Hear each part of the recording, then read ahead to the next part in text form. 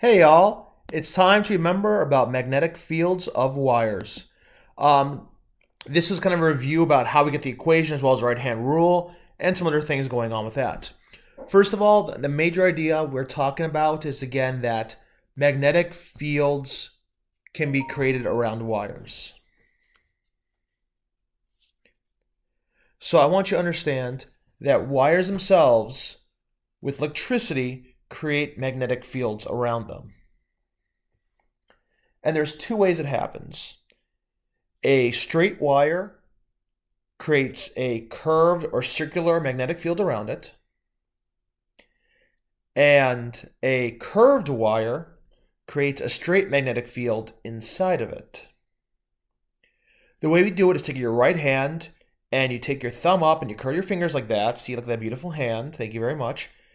And you see how it works. So for example, if you have a straight current, that's your thumb, it creates a circular magnetic field that way. And it's three-dimensional. So remember, based on this, on the right side, it's actually going into the page, it's coming out, and in the front, it's going right, and the back, it's going left.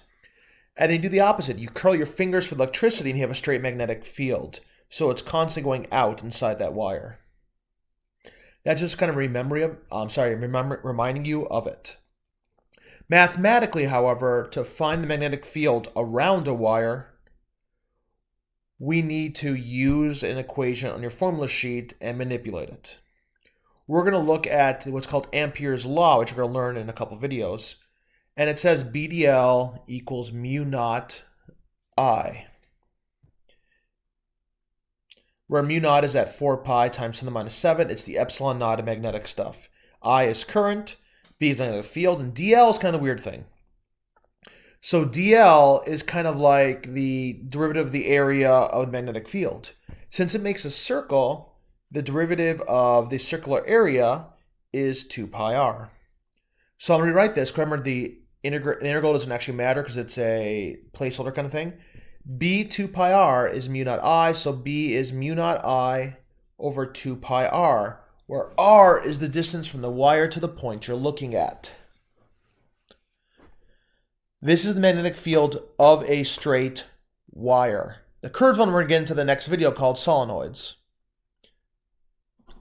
So at this point, I'm going to look at question 14 in a way. You have two wires, one carrying, I believe, 3 amps, the other one's going backwards other way at 5 amps. And we're going to find magnetic field in the middle if they're 10 centimeters apart. To do this, we're actually going to find two magnetic fields. There are two magnetic fields at that middle point, one from each wire. It's a superposition principle. The first question you ask yourself, do the fields at that point add or subtract? So we're going to do the right-hand rule twice. We're going to find which way each field is at that point. Again, that's superposition principle. So let's do the top wire first. If you take your thumb and put it that way, you can see the magnetic field is going in a circle. So below that wire, at that point, the magnetic field is going in and coming out on the other side. Do you agree with that? You can hear my cat even agreeing with us. Now for the bottom one, it's the opposite. You put your thumb to the left and you find the magnetic fields going into the top and out of the bottom. So above the wires, they would work against each other. Below the wires work against each other, but in the middle, they're both going the same way, so both fields are going to add. So now what we're going to do is we're going to find each magnetic field and add them up together, because they're both going the same way between them. So I'm going to use my above equation. I'm going to do mu naught times I over 2 pi times this between them, which is actually 5 centimeters, 0.05 meters. You could add these two fractions up. And we end up with mu naught 8 over just pi, 0.1 pi, which ends up being 4 pi times 10 minus 7th, 80 over pi, which is the answer C on it. This is kind of an example of what the AP wants you to do on the multiple choice versions. So overall, I want you to be able to do that.